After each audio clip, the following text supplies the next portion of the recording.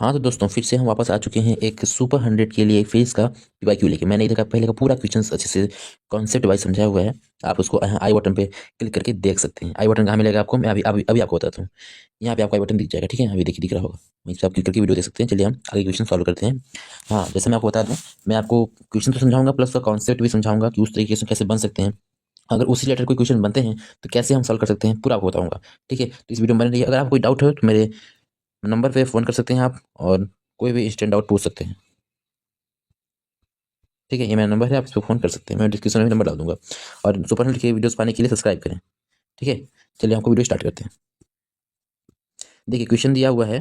Question बोल रहा है कि एक छात्र को श्याम पट मतलब ब्लैक बोर्ड जो पढ़ाने के सामने लगा होता है, पढ़ने में कठिनाई होती है, कौन से नेत्र दोष से पीड़ित है। मतलब कि अगर आप क्लास में हैं तो आप अपने क्लास के ब्लैक बोर्ड को नहीं देख पा रहे हैं, स्मार्ट बोर्ड को नहीं देख पा रहे हैं, तो उसमें बोल रहा है उस छात्र को कौन से दृष्टि दोष है, कौन से दृष्टि दोष से पीड़ित है। तो देखिए सामान्यतः जो अपना ब्लैक बोर्ड या व्हाइट बोर्ड होता है वो दूर दूर पर रखा हुआ होता है, मतलब उसको दूर की वस्तु नहीं दिख रही है। जब उसको दूर की वस्तु नहीं दिख रही है तब उसका जो प्रतिबिंब बनता है रेटिना से पहले ही बन जाता है। मान लीजिए कि ये रेटिना है उसका और ये उसकी आंख है। जब प्रकाश पड़ता है इस पर ऐसे, तो रेटिना से पहले ही यहाँ ही बन जा रहा है। ठीक है, यहाँ तक पहुँच ही नहीं रहा है, यहाँ तक पहुँच नहीं रहा है। ठीक है, जब वहाँ तक नहीं पहुँचेगा, रेटिना तक नहीं पहुँचेगा प्रकाश किरण, तो पहले ही बन जा रहा है, मतलब रेटिना से निकट बन जा रहा है, इसलिए इसको निकट दृष्टि दोष है। ऐसा करता हूँ, हम समझ गए होंगे। हाँ, अगर आपको चलिए एक चीज़ से और जो क्वेश्चन बन सकते हैं, आपको सारा क्वेश्चन बताता हूँ।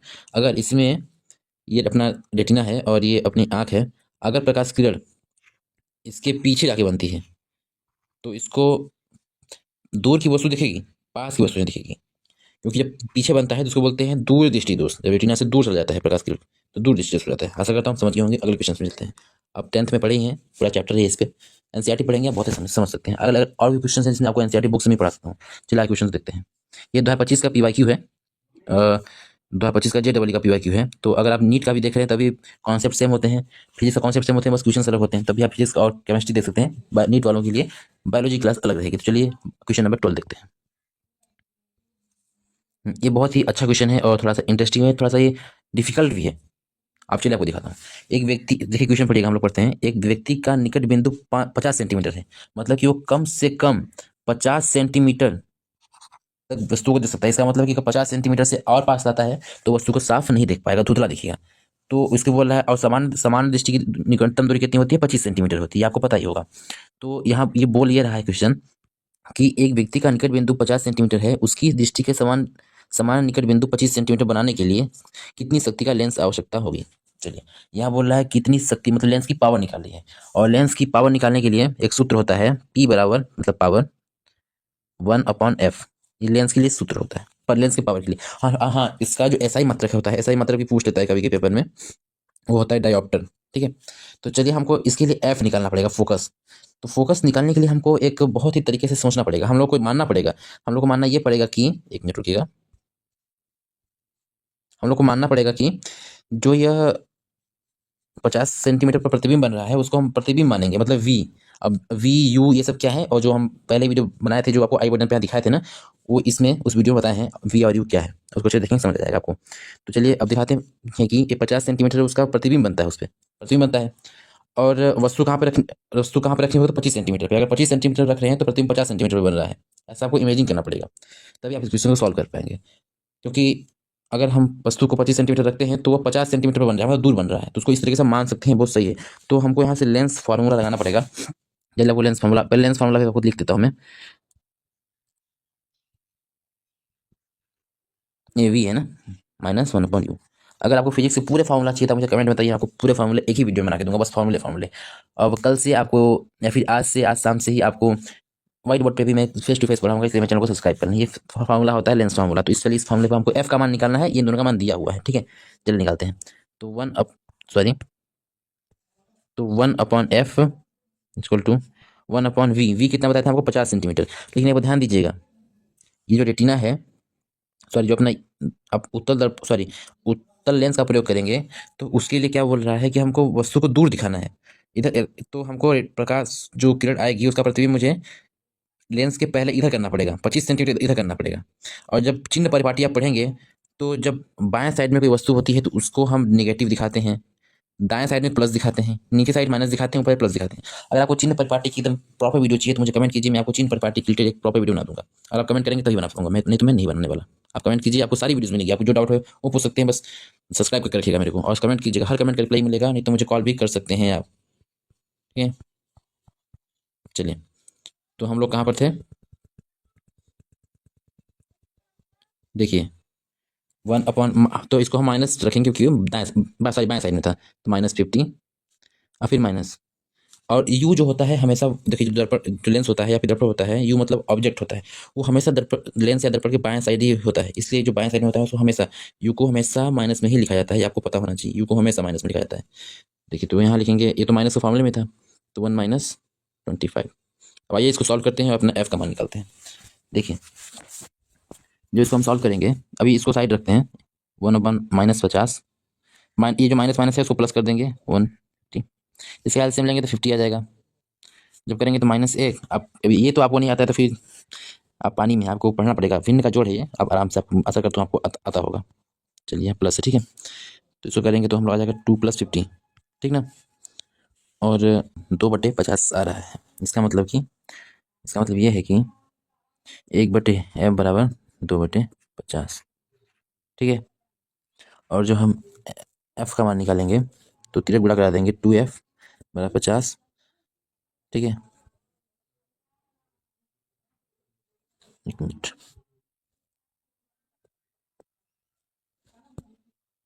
तो चलिए यहाँ पे मेरा फ़ोन लैग कर गया था, इसमें से अब आपको समझाता हूँ। 1/f था, 1/f था, -50, या माइनस माइनस प्लस हो गया था ना, 50 एलसीएम आया था, -1 + 2। अच्छा हाँ, देखिए यहाँ पर 1/50 था तो मैं 2 लिख दिया था, तो यहाँ पे गलत हो गया था ना, इसलिए यहाँ पे देखिए इसको बराबर लेते हैं, 50 लिखा है, देखिए 1/f = 1/50, f = 50, ठीक ना, ये आप जानते हैं। अब ये सेंटीमीटर में है, जो अपना पावर वाला लेंस सूत्र होता है उसमें आपको बताया था, पावर का सूत्र होता है 1/f होता है, इसमें जो इसकी फोकस होती है वो मीटर में ली जाती है, ठीक है। तो जो 50 सेंटीमीटर है उसको मीटर में बदलने के लिए 100 से भाग दे देंगे, तो 2 जीरो लगा है तो 1 और 2, 0.5 मीटर उसका आंसर होगा मीटर में। चलिए लेंस का जो पावर का सूत्र है P = 1/f, इसको रखते हैं। ये कितना होगा पता है, भाग करके देख लीजिए आप, 2 इसका राइट आंसर हो जा रहा है, और 1 कट जाएगा 2, तो इसका आंसर 2 डायोप्टर आएगा, 2D राइट आंसर इसका। चलिए आगे बढ़ते हैं क्वेश्चन। यदि प्रिज्म से श्वेत प्रकाश गुजरे तो सबसे अधिक विचलन होने वाला रंग कौन सा होगा। चलिए अब जो प्रिज्म होता है, आपको प्रिज्म बना समझाता हूँ किस तरीके से काम करता है। मान लीजिए 3D प्रिज्म है, श्वेत प्रकाश इधर से आया और ये यहीं से 7 रंगों में विभक्त हो जाता है, 1 रंग, 2 रंग, 3 रंग, 4 रंग, 5 रंग, 6 रंग, 7 रंग, ठीक है। तो इसका क्रम से विभाजित, यहाँ इसका एक क्रम से विभाजित होते हैं, इसको ये जो क्रम है स्पेक्ट्रम, इसको जो विभक्त होते हैं इसको स्पेक्ट्रम बोलते हैं, ठीक है।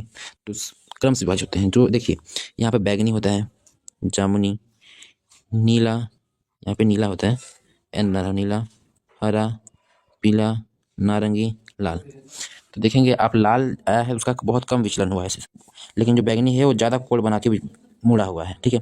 इसलिए जो बैगनी, जामुनी, नीला, हरा, पीला, नारंगी, लाल होता है वो क्रम होता है, मतलब इधर नीचे से देखेंगे तो उसका अधिक विचलन होगा, इसका तरंग दैर्ध्य भी सबसे कम होगा। और जो रेड कलर है उसका बहुत कम विचलन होता है, उसका तरंग दैर्ध्य बहुत ज़्यादा होता है, ठीक है। तो इसको याद करने की आपको ट्रिक बताता हूँ क्रम से। तो बैगनी का सबसे अधिक होता है, लाल का सबसे कम होता है, और बीच में क्रम है, इसको आप याद कर सकते हैं। इन क्रम को याद करने के लिए आपको मैं बताता हूँ, आप बहुत अच्छे से बुक में भी दिया हुआ है ट्रिक, पर मैं आपको अपनी ट्रिक बताता हूँ। ये ट्रिक नहीं है, याद ही करा सकते मेरा ट्रिक है। देखिए बैगनी पहले लिख लेते हैं, जामुनी, नीला, हरा, पीला, नारंगी, लाल। ऐसे पढ़िए इसको, बैगनी, जामुनी, नीला, हरा, पीला, ऐसे पढ़िए, बैगनी जामुनी, नीला, हरा, पीला, नारंगी, लाल, बैगनी जामुनी, नीला, हरा, पीला, नारंगी, लाल, बैगनी जामुनी, नीला, हरा, पीला, नारंगी, लाल, बैगनी जामुनी, नीला, हरा, पीला, नारंगी, लाल। इसको रटते रहेंगे, याद हो जाएगा। मैंने इसको ऐसे याद किया था। चला आगे चलते हैं। तारों को टिमटिमाना किस कारण से होता है, मतलब जो तारे आसमान में आप देखते हैं वो टिमटिमाते हैं, उसका रीजन पूछ रहा है। आपने क्लास 10th में जो प्रकाश वाला चैप्टर था उसमें प्रकाश का अपवर्तन सुने होंगे। जब तारों की रोशनी जो होती है वायुमंडलीय परतों से जब आती है तो उनका अपवर्तन होता जाता है, वो अपने मार्ग से विचलित होती जाती है, और वह कभी अविलोम से दूर जाती है, कभी अविलोम के पास आती है, ऐसा करती आती है। तो उसके बीच में, उसके प्रकाश के बीच, उस तरंग दैर्घ्य के बीच में रुकावटें आती हैं, फिर रुकावटें खुल जाती हैं। उस बीच प्रकाश का किरण जो होता है वो रुक रुक के आता है। इस कारण से प्रकाश की किरण जो होती है हमको चमकीती हुई टिमटिमाती हैं। और इसमें दिया हुआ है क्वेश्चन में, देखिए क्वेश्चन में दिया हुआ है कि वायुमंडल की विभिन्न परतों के कारण अपवर्तन, जो भी आपको पता है ना, विभिन्न परतों होती हैं, टकरा आती हैं, तो अपवर्तन हो जाता है उसका। इसी कारण से तारों का टिमटिमाना होता है। चलिए आगे चलते हैं। यदि कोई चालक 1 एम्पियर धारा को अगर कोई चालक है, अगर वो 1 एम्पियर धारा को 2 मिनट तक वहन करता है तो उसमें कितनी आवेश प्रवाहित होंगे। चलिए, ये आपके जो विद्युत वाला चैप्टर है उसके पहले ही टॉपिक में एक सूत्र आपने पढ़ा होगा। जो सूत्र इसका आता है, कितनी क्या लिखा है, आवेश प्रवाहित होती है। तो आप एम्पियर की या मतलब विद्युत धारा की परिभाषा क्या होती है? विद्युत प्रवाह के दर को धारा कहते हैं, ठीक है। अब इसमें से हमको दिखाना है कि क्या क्या गिवन है। ये सूत्र है, आपको याद होना चाहिए। हाँ, जो टी होता है हमेशा सेकंड में लिया जाता है, क्योंकि जब भी कोई सूत्र लेते हैं तो उसके एसआई मात्रक का उपयोग करते हैं। टी का एसआई मात्रक होता है मतलब समय का सेकंड, जो होता है अपना ये आवेश का उसका होता है कूलॉम, विद्युत धारा का एम्पियर, ठीक है। तो इसमें देखते हैं क्या क्या दिया हुआ है। एम्पियर दिया हुआ है, सॉरी आई दिया हुआ है 1 एम्पियर, समय दिया हुआ है टी दिया हुआ है 2 मिनट, ध्यान रखिएगा मिनट दिया हुआ है, क्यू निकालना है, ठीक है। तो सबसे पहले 1 एम्पियर है तो 1 = क्यू निकालना ही है। टी टी दिया है अपने को 2 मिनट, पर 2 मिनट में हमको सेकंड करना होगा, तो 1 मिनट में 60 सेकंड में 2 मिनट में 60 से गुणा करा देंगे। अब इसका इस पूरे का इधर गुणा करा देंगे, अब बच नीचे कुछ नहीं, इधर इसे गुणा करा देंगे, मतलब कि ऊपर नीचे गुणा करा देंगे। तो हमारे पास मिलेगा, बता रहा हूँ आपको, 1 मिनट रुकिएगा, 2 × 60, और इधर क्या रहेगा पता है आपको? क्या रहेगा? क्यू, मतलब कि आवेश। गुणा कराने पर क्यू बराबर हो जाएगा 120। देखिए अब इसका ऐसा ही मतलब होता है कूलॉम, इसलिए इसका answer 120 Coulomb is right answer of this question. चलिए आगे चलते हैं। अगले क्वेश्चन में देखते हैं, अगर किसी श्रेणी परिपथ के सभी घटकों में निम्नलिखित में से कौन सी भौतिक राशि समान रहती है? श्रेणी क्रम में बोल रहा है, ध्यान रखिएगा। सीरीज जिसको बोलते हैं, कि जैसे ये ए ओम का रेजिस्टेंस है और ये बी ओम का रेजिस्टेंस है, उसको से जोड़ दें, यहाँ एक सी ओम का रेजिस्टेंस है, ठीक है। तो इसके पूछे कौन सी भौतिक राशि जो होती है वो समान रहती है। इस केस में क्या होता है, इसमें हम लोग को वोल्टेज जो होती है, वोल्टेज विभक्त हो जाती है। मतलब कि जब वोल्टेज का सूत्र होता है IR, 1 मिनट रुकिएगा ना, आपको करके दिखाता हूँ कैसे समान रहती है। जो IR होता है, ये R टोटल है यहाँ, तो IR1 और यहाँ IR2 प्लस IR2, वोल्टेज हो रहा है, वोल्टेज विभक्त हो रहा है ना इसमें, V = IR होता है, ठीक है, बताना चाहिए, वोल्टेज विभक्त हो रहा है यहाँ पे, ठीक है, प्लस IR3। इसमें से देखिए कि I कॉमन निकाल सकते हैं, और यहाँ I है तो I कॉमन निकालेंगे तो R1 + R2 + R3, यहाँ से I कट जाएगा तो R बराबर हो जाएगा R1 R2 R3। मतलब इसमें I जो है कॉमन रह रहा है, मतलब वो समान है। इसलिए इस क्वेश्चन का जो उत्तर है, कौन सी भौतिक राशि समान रहती है, यहाँ तक समान की बात की है तो आपको समझा दिया कैसे होती है, वो विद्युत धारा होती है। अगर यहाँ पर परिपथ समांतर क्रम दिया होता तो उसमें वोल्टेज समान रहता है और धारा अलग अलग हो जाती है, लेकिन यहाँ पर श्रेणी क्रम दिया है तो श्रेणी क्रम में धारा एक ही रहती है, वोल्टेज बदलता रहता है। तो चलिए अगले क्वेश्चन चलते हैं 17 नंबर में। 17 नंबर क्वेश्चन थोड़ा सा इंटरेस्टिंग है और थोड़ा सा कॉन्सेप्ट बेसिक आपको थोड़ा समझना पड़ेगा, फिर आपको समझ आ जाएगा। है बहुत ईजी है, 10th के लिए हिसाब से ही है, पर थोड़ा इसको घुमा के पूछा, थोड़ा आपको समझने में क्वेश्चन को दिक्कत आ सकती है। चलिए आपको क्वेश्चन पढ़ते हैं और आपको बहुत ही आसान तरीके से समझाते हैं। 10 ओम, पहले देख रेजिस्टेंस दिया है R = 10 ओम, ठीक है। प्रतिरोध वाले तार को चित्रानुसार वृत्त के आकार में मोड़ा गया है, ठीक है। वृत्त के व्यागत बिंदुओं A और B के बीच प्रतिरोध कितना होगा? देखिए ये जो दोनों तार हैं ये 10 ओम के हैं और इसको इस तरीके से मोड़ दिया गया है, मतलब आधे आधे भागों में बांट दिया गया है। तो मतलब ये भी हो जाएगा 5 ओम, ये हो जाएगा 5 ओम, ठीक है। अब इसको आपको समझाता हूँ मैं, इसको क्लिंग करके। देखिए जब ये 5 ओम है और ये भी 5 ओम है, तो ये देखिए समांतर क्रम में जुड़े हुए हैं ना, तो समांतर क्रम का रेजिस्टेंस निकाल के हमको इस ए और बी के प्रतिरोध कितना होगा निकल जाएगा। तो उसके लिए सबसे पहले जो उसका समांतर क्रम का रेजिस्टेंस निकालने का जो फॉर्मूला होता है 10th के एनसीईआरटी से ही आया है ये इक्वेशन, तो 1/IR 1/R1 + 1/R2, ठीक है। तो इसमें हमको ये R निकालना है, तो R1 और R2 दिया हुआ है, R1 है 5 प्लस R2 भी है 5, उसका एलसीएम लेंगे तो 5 और यहाँ 2 आ जाएगा, ठीक है।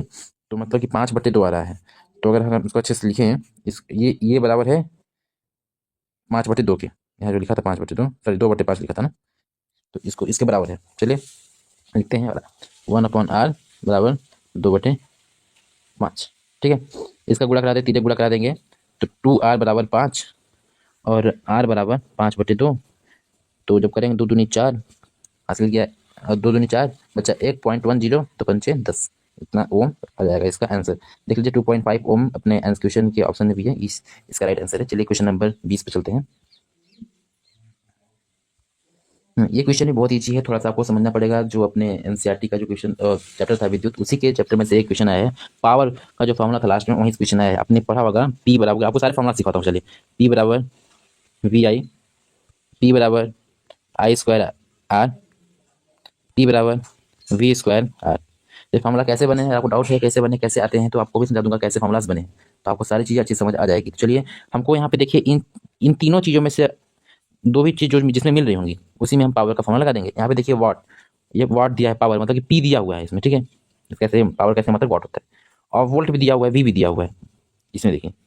और याद करना, प्रतिरोध याद करना है, मतलब कि ये दिया हुआ है, ये दिया हुआ है, ये याद करना है। तो ये वाला फॉर्मूला मेरे को ऐसा लग सकता है, P बराबर V² आर। चलिए इस फॉर्मूला लगाते हैं और क्वेश्चन का हल निकालते हैं। P बराबर V² आर, P दिया है अपना 200 वोल्ट, सॉरी पावर, पावर दिया है 100 वाट, 100। ठीक है, और देखिए V का स्क्वायर लगा हुआ है, तो हम 200 × 200 कर देंगे, 220 सॉरी 220 × 220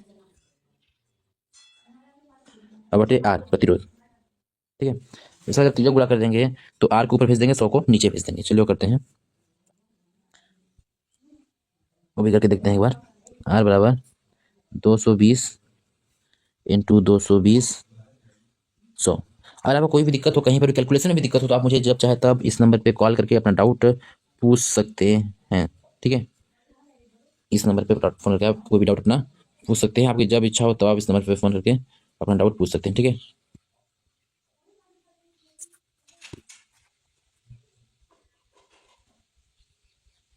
चलिए आते हैं अपने क्वेश्चन पे। यहाँ से 0 0 कट जाएगा, 0 0 कट जाएगा, तो 22 × 22 आ रहा है।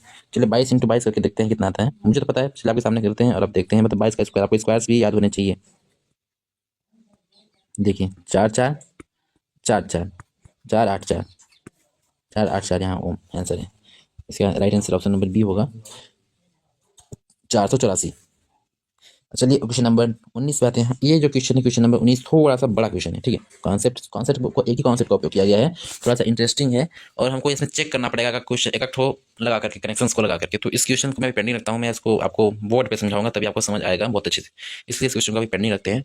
इसमें हम लोग को पहले इन दोनों को सीरीज करना पड़ेगा, फिर एक पैनल करना पड़ेगा, फिर 2 पैनल करना पड़ेगा, सीरीज करना पड़ेगा, सभी को पैनल करना पड़ेगा, पहले सभी को सीरीज करना पड़ेगा। इसलिए क्वेश्चन थोड़ा सा इसमें आप मोबाइल पे समझाऊंगा तो स्क्रीन कम होने का डाउट में हो सकती है, इसलिए मैं इस क्वेश्चन को आपको व्हाइट बोर्ड पे समझाऊंगा तो आपको बहुत अच्छे समझ आएगा। चलिए क्वेश्चन नंबर 20 चलते हैं। हाँ, ये भी थोड़ा बड़ा क्वेश्चन है, पर इसको मैं आपको समझा सकता हूँ आपको। यहाँ पे बोला गया है कि किसी घर में, देखिएगा, किसी घर में 50 वाट के 2 बल्ब प्रतिदिन 10 घंटे जलते हैं। ठीक है, 100 वाट का एक पंखा प्रतिदिन 15 घंटे चलता है, और 100 वाट का अन्य उपकरण माह में 50 घंटे चलते हैं।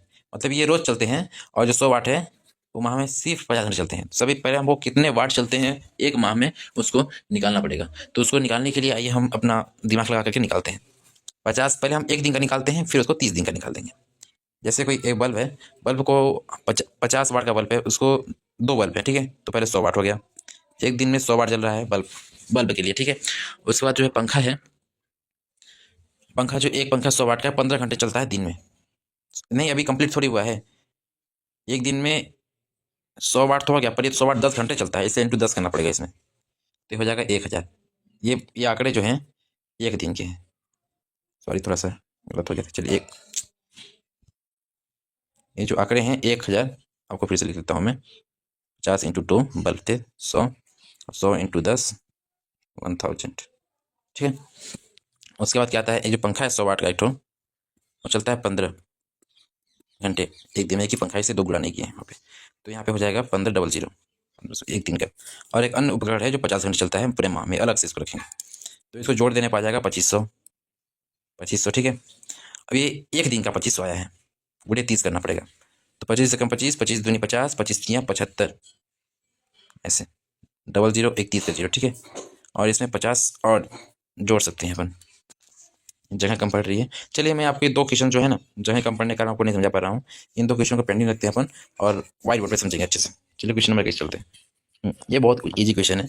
यहाँ पे मैं सारे क्वेश्चन नहीं समझा पा रहा हूँ, इसके लिए मुझे तहे दिल से माफी चाहता हूँ, क्योंकि इसमें स्क्रीन छोटी पड़ रही है ताकि मैं सारे क्वेश्चन समझा सकूँ।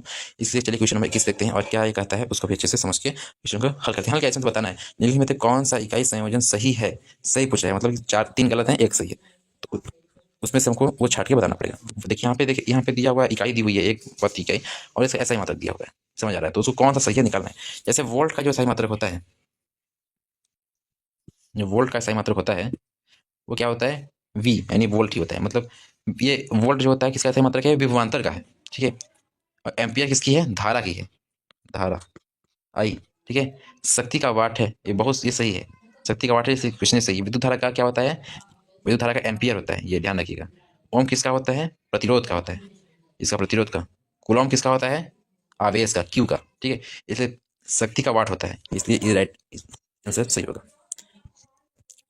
निम्नलिखित में से कौन सी स्थिति में किसी कुंडली में विद्युत धारा प्रेरित नहीं होगी। यहाँ पूछा कि इस स्थिति में विद्युत धारा प्रवाहित नहीं होगी, तो इसके लिए एक फेराडे, आप जानते हैं नहीं जानते होंगे, फेराडे 10वीं में है ही नहीं।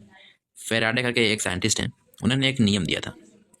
उन्होंने नियम ये दिया था कि अगर कोई कुंडली है और चुंबकीय क्षेत्र है, वह तभी विद्युत धारा प्रवाहित करेंगे जब उसके ध्रुव में परिवर्तन होंगे, जब उसके पल्क में परिवर्तन होंगे, तभी विद्युत धारा प्रवाहित करेंगे। चलिए आपको दिखाते हैं कि इसमें कैसे विद्युत धारा प्रवाहित नहीं हो रहा है, क्योंकि इसमें उसके चुंबकीय क्षेत्र या ध्रुवों में परिवर्तन नहीं हो रहा है। चलिए देखते हैं। देखिए सबसे पहले चुंबक कुंडली से 2 ले जाएंगे। जैसे मान लीजिए कुंडली है, ये कुंडली है, ठीक है, और इसके से चुंबक के पास लाएंगे, 2 ले जाएंगे। तो इसका मान लीजिए साउथ पोल है, ये नॉर्थ पोल है, इसका नॉर्थ है, साउथ है। इधर से चुंबकीय क्षेत्र लगेगा, इधर चुंबकीय क्षेत्र लगेगा।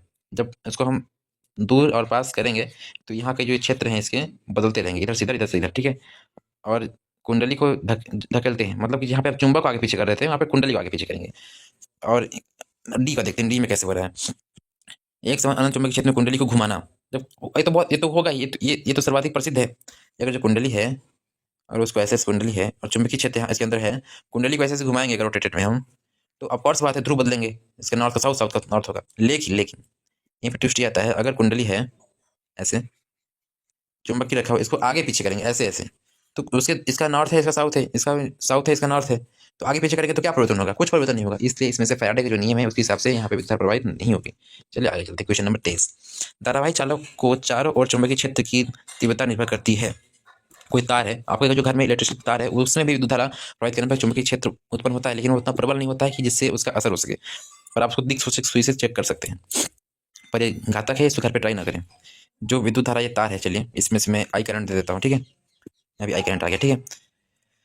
चालक की सामग्री पर, ये चालक की जो सामग्री है, मान लीजिए कॉपर का है, एल्यूमिनियम का है, चांदी का है, सोना का है, वो डिपेंड करता है, तो उससे चुंबकीय क्षेत्र पर प्रभाव नहीं पड़ता है। इसकी लंबाई कुछ भी हो, विद्युत धारा जो प्रभावित करेंगे तो चुंबकीय क्षेत्र उत्पन्न होगा, इस पर नहीं करता है। लेकिन विद्युत धारा कितनी प्रभावित कर रहे हैं डिपेंड करता है। तो जितनी अधिक एम्पियर में विद्युत धारा प्रभावित करेंगे उतना अधिक प्रबल चुंबकीय क्षेत्र होगा। तो इसका राइट आंसर होगा सी। मतलब इधर से धारा बढ़ाएंगे तो चुंबकीय क्षेत्र बढ़ेगा। जैसे आप समझ सकते होंगे, धारा जब बढ़ेगा अधिक करंट बहेगा तो अधिक चुंबकीय क्षेत्र उत्पन्न होगा, ठीक है। और जो ऑप्शन नंबर डी है वो क्यों नहीं हो सकता, चलिए धारा के प्रतिरोध पर। अब धारा के प्रतिरोध रेजिस्टेंस, मतलब धारा का प्रतिरोध आ गया, मतलब प्रतिरोध, यहाँ पे धारा का प्रतिरोधकता बोलना चाहिए सामग्री पर। अब उसका प्रतिरोध कितना भी हो, कितना कम भी हो, वो उसके जो चुंबकीय क्षेत्र होता है उसमें निर्भर नहीं करता है, बिल्कुल निर्भर नहीं करता है, धारा पर निर्भर करता है, ठीक है। अच्छा आगे चलते हैं। एक छात्र एक बैटरी के एक स्विच और 2 बल्बों को समांतर रूप में जोड़ता है। स्विच ऑन करने पर एक बल्ब जलता है, इसका संभावित कारण क्या हो सकता है। चलिए इसको हम बनाते हैं अच्छे से। मान लीजिए यह एक बैटरी है, ठीक है, कितने वोल्ट की है, वोल्ट नहीं लिखा है। एक बैटरी, एक स्विच, चलिए एक स्विच बना लेते हैं। एक स्विच हो गया, 2 बल्ब कनेक्ट करते हैं, एक बल्ब यहाँ पे, रुकिएगा, एक यहाँ पे और एक बल्ब यहाँ पे। और हम लोग इसको देखिए कि हम लोग कैसे कनेक्ट किया है इसको, हम लोगों ने इसको कनेक्ट किया समांतर रूप में, ठीक है, मतलब पैरेलल कनेक्ट किया है। यहाँ से स्विच ऑन जब करेंगे तो यहाँ से जाएगा, एक बल्ब जल गया, एक बल्ब नहीं जला। इसका मतलब क्या हो सकता है, करंट तो दोनों में जा रहा है। जब करंट दोनों में जा रहा है तो एक बल्ब खराब हो सकता है, क्योंकि अगर इसको हम सीरीज में जोड़ेंगे, मतलब स्टडी क्रम में जोड़ेंगे, तो बल्ब ऐसे जोड़ेंगे, देखिए एक बल्ब, 2 बल्ब, फिर यहाँ ऐसे स्विच, फिर यहाँ बैटरी जोड़ेंगे। तो स्विच ऑन करेंगे, अगर एक बल्ब खराब रहा तो कोई बल्ब नहीं जलेंगे, जब दोनों सही होंगे तभी जलेंगे, क्योंकि जब धारा यहाँ से जाएगी तो ये मान लीजिए खराब है तो यहाँ धारा आगे जा ही नहीं पाएगी, तो ये बल्ब जलेगा ही नहीं। लेकिन यहाँ पे क्या है, धारा जा रही है, इसमें भी जा रही है, इसमें जा रही है, इसमें भी अलग से जा रही है और इसमें भी जा रही है, तो इसलिए इसमें से एक खराब होगा तभी जल जाएगा, एक खराब होगा तो भी नहीं जल जाएगा। मतलब दोनों सही होंगे तभी जलेंगे, दोनों सही नहीं होंगे तभी एक सही होगा तभी जल जाएगा। डिपेंड करता है कंडीशन क्या है। तो यहाँ पे क्या बोला है, हम जोड़ते हैं इसको समांतर क्रम में, तो एक खराब होगा तभी समांतर क्रम की वायरिंग जो होती है, अपने घर की जो वायरिंग होती है एकदम उसी की तरह होती है। क्योंकि आप देखे होंगे अगर आपके घर के पंखा जल जाए तो आपकी लाइट बंद नहीं होती है, या फिर लाइट जल जाए तो पंखा बंद नहीं होता है, चलता है, क्योंकि समांतर क्रम जुड़ा होता है। समांतर क्रम में कोई भी एक चीज़ जल जाती है तो और भी चीज़ें जलती हैं। लेकिन अगर वहीं पर ऐसा होता है कि एक चीज़ें जल एक अगर हम श्रेणी क्रम में जोड़ दें तो एक चीज़ें अगर जल जाए तो दूसरी वस्तु नहीं जलेगी। कुछ इस प्रकार से है, तब समझ सकते होंगे। चलिए आगे क्वेश्चन चलते हैं। किसी लंबी सी प्रणालिका में धारा प्रवाहित करने पर इसके दोनों सिरों पर N तथा S ध्रुव बन जाते हैं। निम्नलिखित में से कौन सा कारण असत्य है? चलिए अब जैसे कुंडली है, प्रणालिका है, चलिए इसको हम प्रणालिका से समझते हैं, कुंडली से समझ लेते हैं। धारा प्रवाहित करेंगे तो यहाँ साउथ बन जाएगा, नॉर्थ बन जाएगा। ठीक है, ये बोल रहा है इसमें से कौन सा कथन असत्य है, इनकी प्रॉपर्टीज दिया गया है। चलिए पढ़ते हैं, पता चल जाएगा हम लोग को। हाँ, प्रणालिका के भीतर क्षेत्र रेखाएं सरल रेखाओं के रूप में होती हैं जो यह निर्दिष्ट करते हैं कि प्रणालिका के भीतर बिंदुओं का चुंबकीय क्षेत्र समान रहता है। देखिए जो प्रणालिका होती है, चुंबकीय क्षेत्र ऐसे निकलता है, ठीक है, ऐसे। तो बाहर तो चुंबकीय क्षेत्र अलग अलग रहता है लेकिन बीच में समान रहता है, वही बोला गया है। भीतर चुंबकीय बिंदुओं का चुंबकीय क्षेत्र समान रहता है, बात सत्य है, गलत है नहीं। प्रणालिका के भीतर उत्पन्न प्रबल चुंबकीय क्षेत्र का उपयोग चुंबकीय पदार्थ को नर्म लोहा टुकड़े को, हाँ ये क्वेश्चन ये बोल रहा है कि अगर प्रणालिका है, जैसे अंदर नर्म लोहा रख दें और विद्युत धारा प्रवाहित करें तो जो नर्म लोहा है वह एक चुंबक के भांति कार्य करने लगेगा।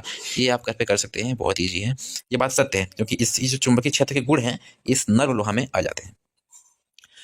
प्रणालिका के संबंध चुंबकीय क्षेत्र का पैटर्न छड़ चुंबक के चारों चुंबकीय क्षेत्र पैटर्न के भिन्न होता है। नहीं, जो ये छड़ चुंबक होता है अपना साउथ और नॉर्थ, इसका जो चुंबकीय क्षेत्र होता है और ये जो होता है साउथ और नॉर्थ बिल्कुल समान रहता है, इसमें कोई परिवर्तन नहीं होता है।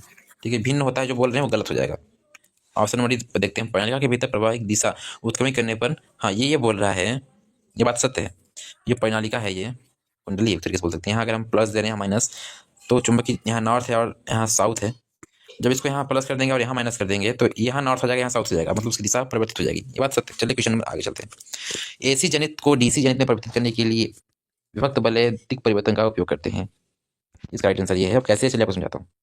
जब आप किसी मोटर या पंखे को देखेंगे, जो इसका सॉफ्ट होता है, यहाँ पे बैंडिंग की जाती है कॉपर वायर की, और चारों ओर एक विभक्त बल या दिक् परिवर्तन लगाया जाता है जो हर समय दिशा को परिवर्तित करते रहते हैं। इसके लिए नॉर्थ और साउथ के लिए बदलते रहते हैं हमेशा, ताकि जो अपना करंट है, डायरेक्ट करंट वो सप्लाई डायरेक्ट करंट है, वो उसका जो हर्डज है, फ्रीक्वेंसी है, वो ग्राफ में रुक रुक के नहीं जाए, सीधे चले जाए, अल्टरनेट करंट ना होकर डायरेक्ट करंट बन जाए।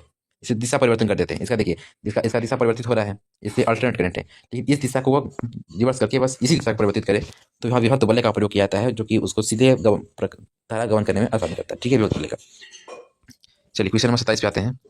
एल लंबाई तथा एक समान अनुप्रस्थ क्षेत्र के क्षेत्रफल, ध्यान दीजिएगा क्वेश्चन को, लंबाई L तथा एक समान अनुप्रस्थ काट क्षेत्रफल ए दिया है के लिए बेलनाकार चालक का प्रतिरोध R है।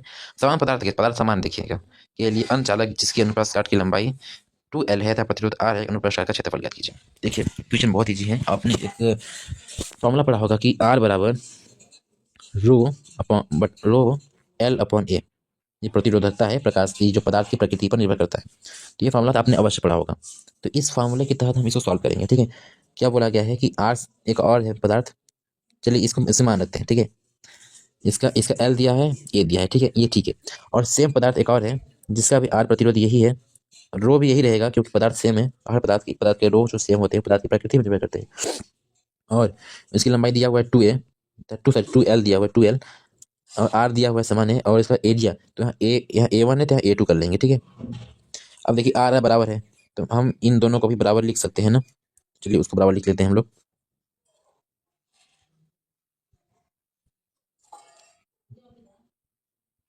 ठीक है, अब पीस ये रो से रो कट जाएगा। अब तिर्यक गुणा करा देते हैं इसका इससे, तो हो जाएगा अपना 2LA और A2L। ठीक, मेरे को मान निकालना है किसका, A का।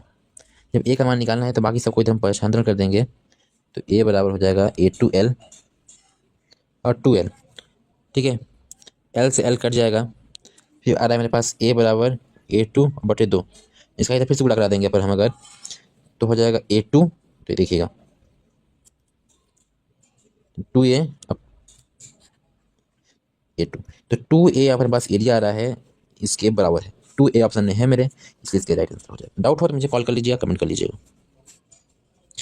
क्वेश्चन अगला है किसी विद्युत परिपथ में 1 ओम तथा 3 ओम के दो परिपथ 8 वोल्ट की बैटरी का श्रेणी क्रम में सीमित किए जाते हैं, तो 3 ओम प्रतिरोध द्वारा 5 सेकंड में कितनी ऊष्मा क्षय होगी। चलिए, ऊष्मा क्षय होगी मतलब कि मेरे को ये पूछा है H हीट, तो इसके लिए मुझे क्या चाहिए होता है, इसका सूत्र होता है V, सॉरी रुकिएगा,